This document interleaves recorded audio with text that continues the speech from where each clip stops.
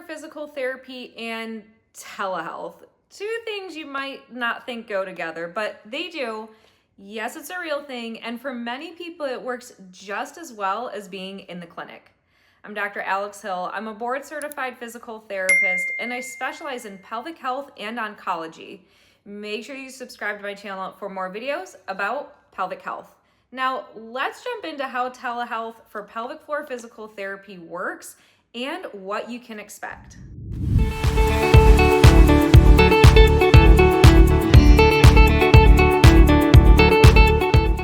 Telehealth pelvic physical therapy connects you with a licensed pelvic health specialist through secure video sessions. It's designed to break down barriers so that you can access expert care even if you live far from a specialist, you have transportation or mobility challenges, or you simply need the flexibility of virtual appointments. For many people, it's a bridge that helps to start them with care sooner, stay consistent in between in-person sessions, and maintain their results over time. Telehealth can help with most pelvic health conditions, including bladder leakage or incontinence, postpartum and surgery recovery, constipation, mild prolapse, and certain types of pelvic pain.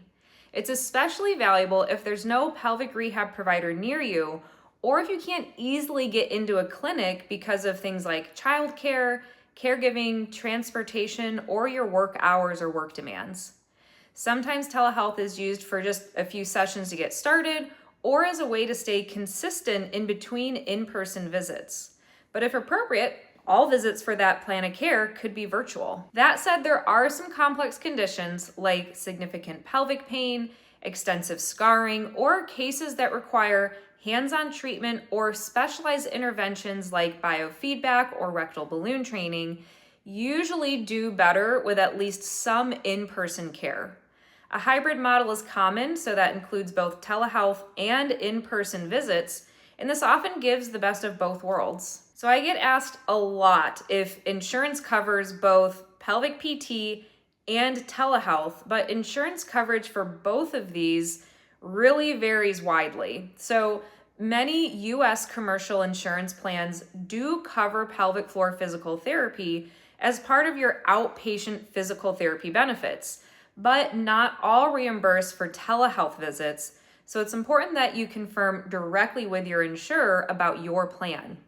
It is also becoming more common to work with a physical therapist who is out of network or cash-based, so even if your insurance doesn't cover it, that doesn't mean that you can't still do it. It may just be more of an out-of-pocket cost or expense for you, or you could still even maybe get that reimbursed. For those who have Medicare, unfortunately, as of October 1st, 2025, Medicare no longer covers telehealth physical therapy services following the expiration of temporary pandemic-era flexibilities. This could change in the future, but as of the time that I'm recording this video, there is no more Medicare coverage for telehealth physical therapy services. For Medicaid, it really differs by state. Some include telehealth PT, some don't allow it, and some require prior authorization.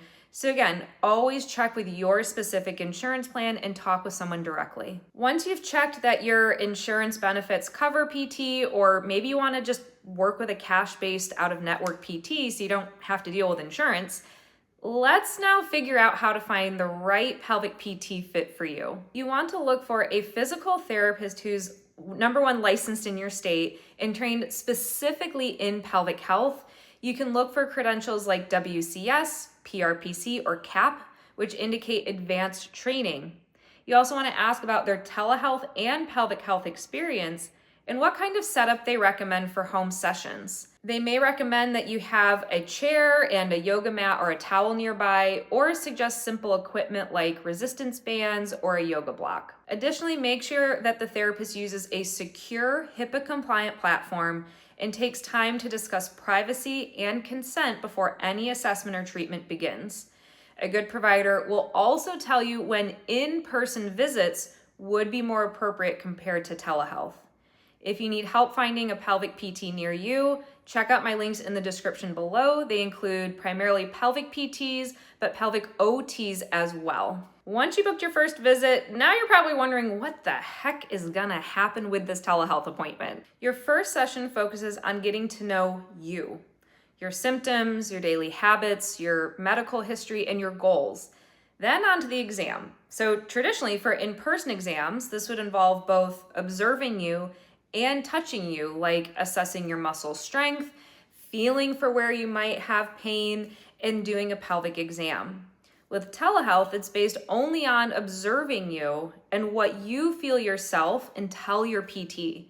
So your PT will observe your posture, how you walk, squat, jump, and move, and have you go through some specific testing to get more information about what could be driving your symptoms and how to tailor your care. During the assessment, your therapist may ask you to adjust your camera angle or your lighting so that they can see your movements clearly, and they may recommend things like pillows, bands, or towels to help simulate clinic-based testing and activities even more. They may also have some specific specialized type of software that they use to measure your range of motion in different types of testing. Now, this I get asked all the time, and I'm going to address it now. So importantly, for pelvic PT through telehealth, you should never be asked to undress or expose private areas on screen or during the visit. Many pelvic health physical therapists will guide you through modified self-assessment, teaching you how to identify or feel certain pelvic landmarks using a model like this on yourself. This helps you better understand your own body and allows you to report back findings to your therapist at your next visit. Then at the end of your first visit, you'll receive education, tailored exercises, and a clear plan for follow-up care, whether that's virtual, in-person, or a hybrid of both. Research on pelvic physical therapy via telehealth is growing and overall very encouraging. Multiple studies show that for conditions like urinary incontinence or leakage, postpartum recovery, and mild pelvic floor dysfunction, telehealth pelvic PT leads to similar improvements in symptoms, muscle function, and quality of life as in-person care. People typically report high satisfaction, sticking with their home programs better, and a sense of empowerment from learning to manage their symptoms more independently. Now, that being said, not every situation is the same. Most of the research so far includes people with more mild symptoms, and there's less data on conditions like complex pelvic pain or complex conditions, post-surgical scarring or fibrosis, or situations that require more intensive manual work or specialized interventions. Results can also depend on technology access, the therapist's experience with telehealth, and your comfort with the virtual sessions. So while telehealth pelvic PT can be as effective as in-person care for many people, it's not a complete substitute for everybody. The best outcomes often come from individualized care that combines both virtual and in-person visits when needed. You might need in-person visits if you're not improving after several virtual sessions, or if your therapist recommends internal assessment, manual therapy, or specialized tools like biofeedback. In-person care is also important if new or worsening symptoms appear that require a hands-on physical exam. Make sure you and your therapist have clear communication about your progress, your symptoms, and if in-person visits are warranted. All right, so let's finish up with a couple tips for success. You want to set up your session in a quiet, private space with stable internet, room to move, and good lighting, and angle your camera so your therapist can see your whole posture and your movement clearly. If you don't have a tripod or a phone holder, make sure that you have some books, boxes, or something that you can prop your phone or your tablet up on.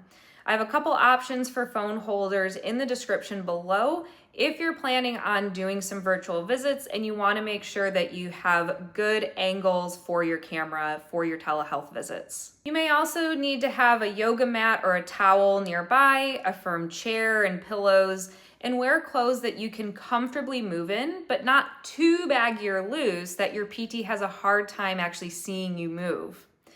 And regardless of telehealth or in-person visits, consistency matters. Your home program is where the real results happen. Telehealth pelvic physical therapy isn't just convenient, it's a research-supported, patient-centered way to make specialized pelvic health care more accessible. So whether you're getting started, maintaining progress, or supplementing in-person sessions, it's a flexible option that meets you where you are, including at home. If you found this helpful, please give it a like, subscribe to my channel, and share this with someone who might benefit.